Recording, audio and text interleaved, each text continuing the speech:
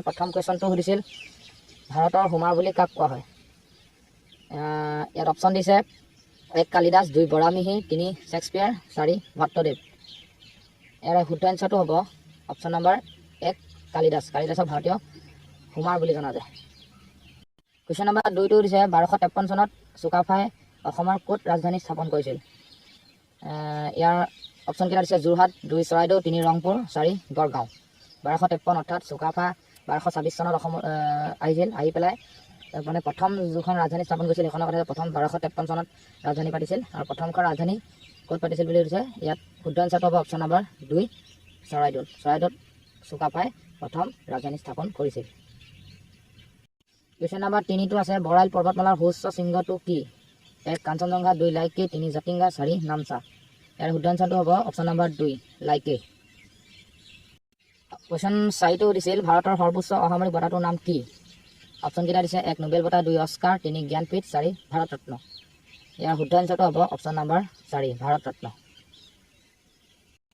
Question number 5টো দিছিল নীল নদীৰ দান বুলি কোনখন চহৰক কোৱা হয়। অপশ্যন কেইটা দিছে ইয়াত 1 বেংকক, 2 ইজিপ্ত, 3 বাংগালুৰু, 4 আগ্ৰা।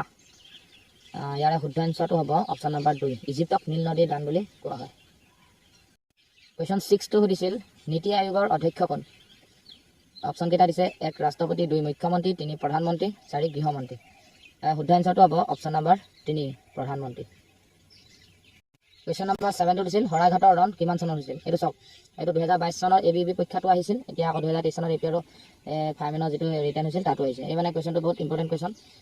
ইয়াৰ কিবা নহয় কিবা এটা হ'লেও থাকে আৰু ইয়াৰ যিকেইটা ৰিলেটেড কুৱেশ্যন সেই কুৱেশ্যনকেইটাও ভালদৰে চাই যাব আৰু তেনেদৰে আচলতে প্ৰিপেৰেশ্যন কৰিব লাগে।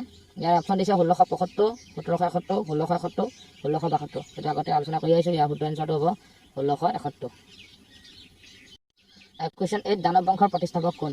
অপশ্যন দিছে 1 নৰকাসুৰ, 2 মহিৰংগ দানৱ, 3 ঘটকাসুৰ, 4 বানাসুৰ। শুদ্ধ এনচাৰটো হ'ব অপশ্যন নম্বৰ 2 মহিৰংগ দানৱ দানৱ বংশৰ প্ৰতিষ্ঠাপক আছিল। কুৱেশ্যন নম্বৰ 9টো দিছিল বৰ্তমান ইংলেণ্ডৰ ৰজা কোন। এইটো এটা কুৱেশ্যনটো অলপ টান আছিল, এইটো মোৰো পৰীক্ষাত বেয়া হৈছিল, মানে ভুল হৈছিল। ইয়াৰ অপশ্যন দিছে 1 অপশ্যন 1 দিছে Charles 1, option 2 Charles 2, option 3 Charles 3, option 4 Charles 4। ইয়াৰে শুদ্ধ এনচাৰটো আছিল option number 3 Charles 3।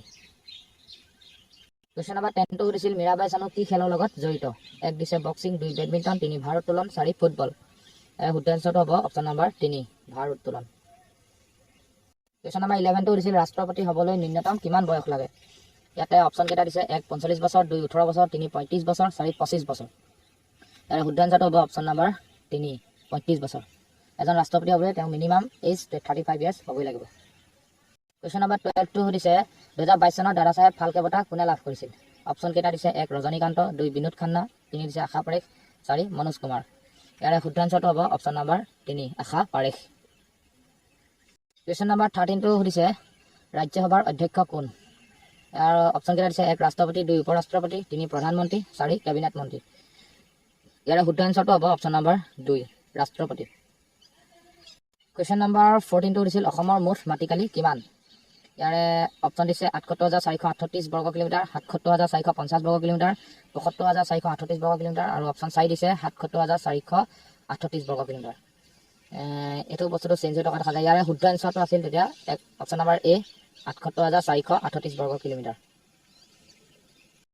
Question number 15টো আছিল ফিফা ৱৰ্ল্ড কাপ 2022 ক'ত অনুষ্ঠিত কৰা হৈছিল। 1 দিছে কাটাৰ, 2 ব্ৰাজিল, 3 জাৰ্মানী, 4 লণ্ডন। ইয়াৰে শুদ্ধ এনচাৰটো হ'ব option number A Qatar. Question 16টো সুধিছিল ডিগবৈ তেল শোধনাগাৰ কিমান চনত স্থাপন কৰা হৈছিল। ডিগবৈ তেল শোধনাগাৰটো আচলতে প্ৰথমটো আছিল। ইয়াৰ অপশ্যন কেইটা দিছে 1902, 1801, 1901 আৰু 1903। ইয়াৰ শুদ্ধ এনচাৰটো হ'ব অপশ্যন নম্বৰ 3 1901। এইটো প্ৰথম তেল শোধনাগাৰ 1901 চনত ডিগবৈ তেল শোধনাগাৰটো স্থাপন কৰা হৈছিল। কুৱেশ্যন নম্বৰ 17টো সুধিছিল নৰনাৰায়ণ সেতুখনে কোন দুখন জিলাক সংযোগ কৰিছে। ইয়াত অপশ্যন দিয়া নাই, ডাইৰেক্ট কুৱেশ্যনটো দিয়া আছে। উত্তৰটো হৈছে গোৱালপাৰা আৰু বঙাইগাঁও।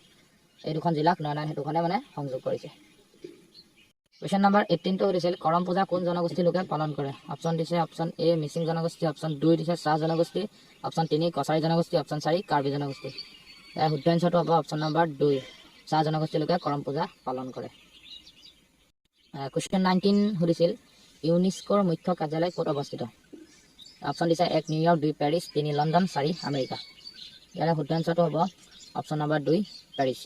ইয়াৰ লগতে আপোনালোকে ইউনেস্কো চাব, ইউনিচেফৰ চাব হেডকোৱাৰ্টাৰ চাব, ৱৰ্ল্ড বেংকৰ হেডকোৱাৰ্টাৰ চাব, তাৰপৰা ৰিজাৰ্ভ বেংকৰ চাব, ষ্টেট বেংকৰ এইবিলাকৰ হেডকোৱাৰ্টাৰবিলাক চাব। এনেকৈ হেডকোৱাৰ্টাৰ এটা নহয় এটা কুৱেশ্যন কোনোবা নহয় কিবা এটা অহা দেখা যায়। একেবাৰে শেষৰ কুৱেশ্যনটো সুধিছিল BTAD কিমান চনত প্ৰতিষ্ঠা কৰা হৈছিল? অপশ্যন 4টা দিছে। অপশ্যন 1 2003, 2 2004, 3 2005, 4 2006। ইয়াৰে শুদ্ধ এনচাৰটো হ'ব অপশ্যন নম্বৰ 1 2003 চনত।